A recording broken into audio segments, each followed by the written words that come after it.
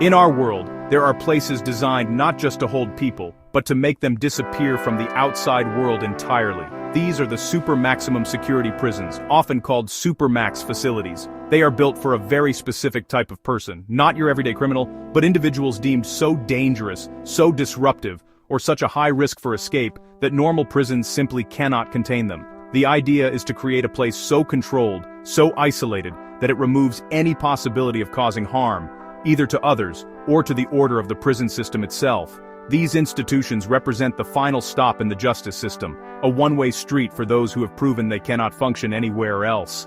The need for such extreme security comes from a difficult history. Throughout the years, prisons have faced riots, organized gang activity, and dramatic escapes that have embarrassed authorities and put the public at risk.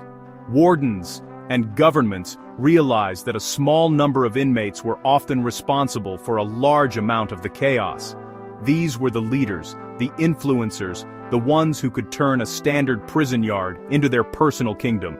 The solution, they decided, was not just stronger locks or higher walls, but a new kind of prison. A place built from the ground up with one single purpose in mind: total and absolute control over its population. This concept led to the creation of facilities that are more like technological fortresses than traditional prisons.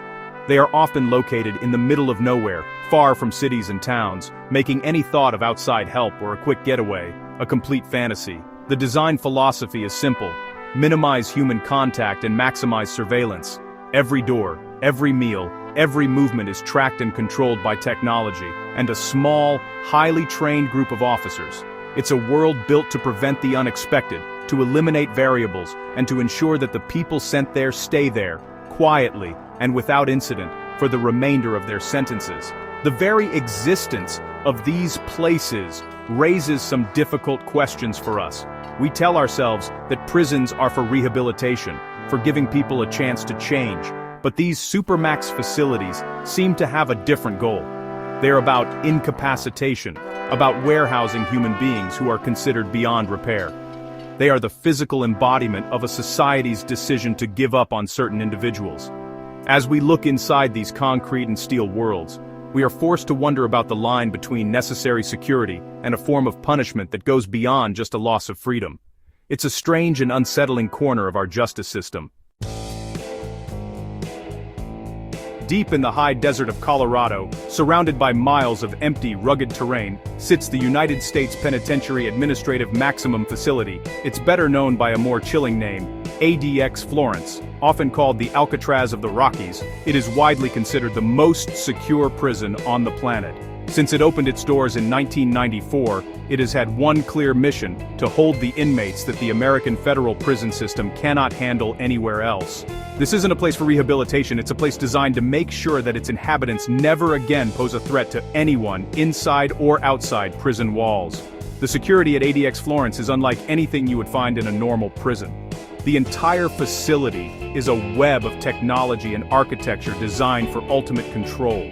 Motion detectors, pressure pads, and 1,400 remote-controlled steel doors are just the beginning. The perimeter is guarded by razor wire fences, laser beams, and silent, watchful sniper towers. The guards, or correctional officers, are among the most highly trained in the country. They don't walk the cell blocks in the traditional sense.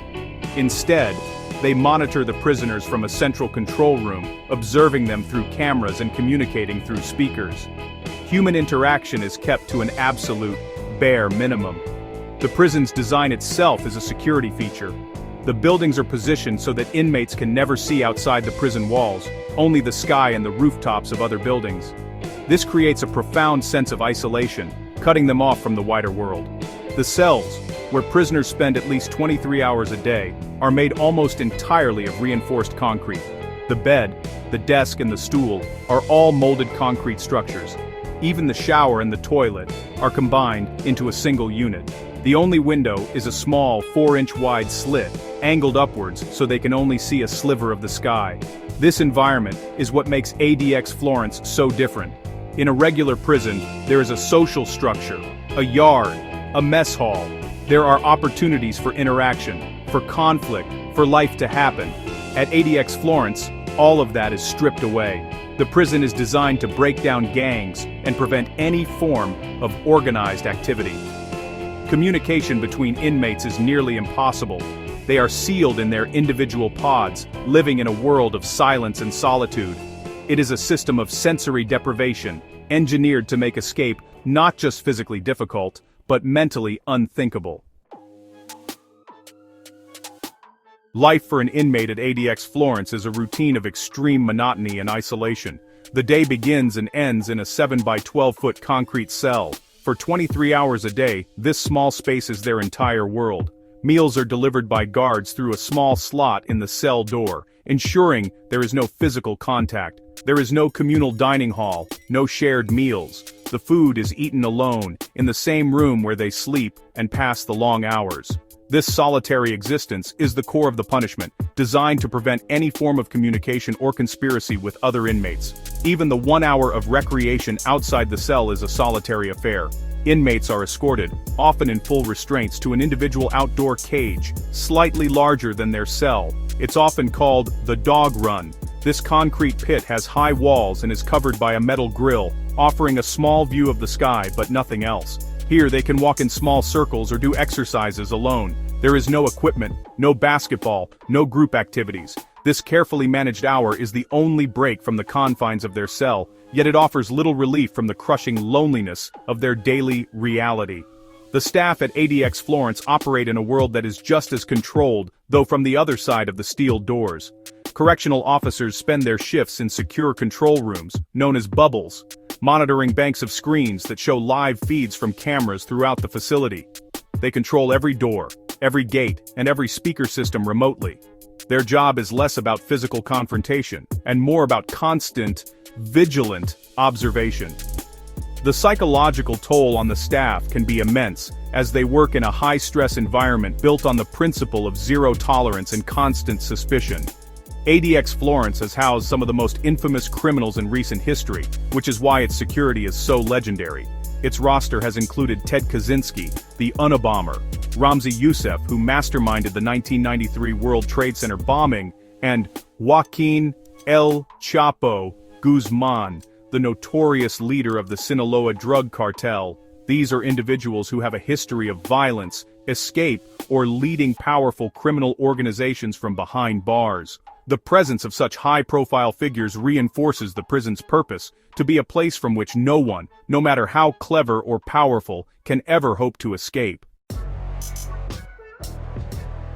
The claim that ADX Florence is impossible to escape from is not just bravado. It is built into every aspect of its design and operation. To date, no one has ever managed to break out. An aspiring escapee would first have to defeat the solid concrete and steel of their own cell.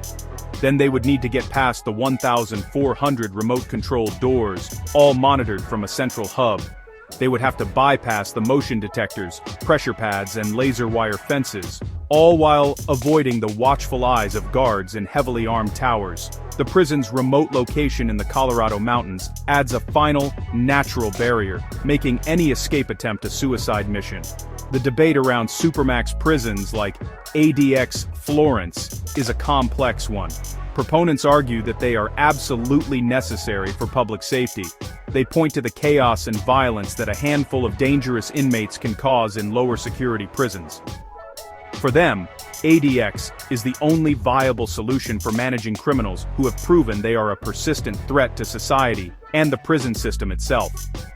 It is seen as a tool to maintain order, protect other inmates and staff, and ensure that justice is served without interruption. They believe it is a small price to pay for the stability of the entire correctional system. However, critics and human rights organizations have a very different view.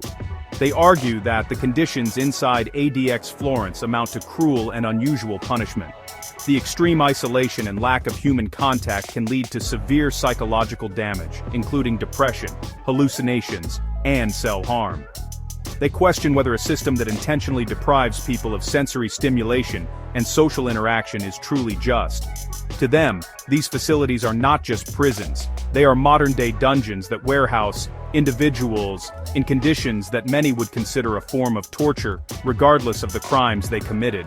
Ultimately, places like ADX Florence force us to confront a difficult truth about our society. They show us the limits of rehabilitation and the lengths we are willing to go to in the name of security. These concrete fortresses are a stark symbol of our decision to declare some individuals as permanently lost causes, fit only for containment. As we look at the Alcatraz of the Rockies, we are left to wonder, are these facilities a necessary evil in a dangerous world, or do they represent a step too far? A place where the punishment becomes so severe that it challenges our very ideas of humanity and justice. It's a question without an easy answer,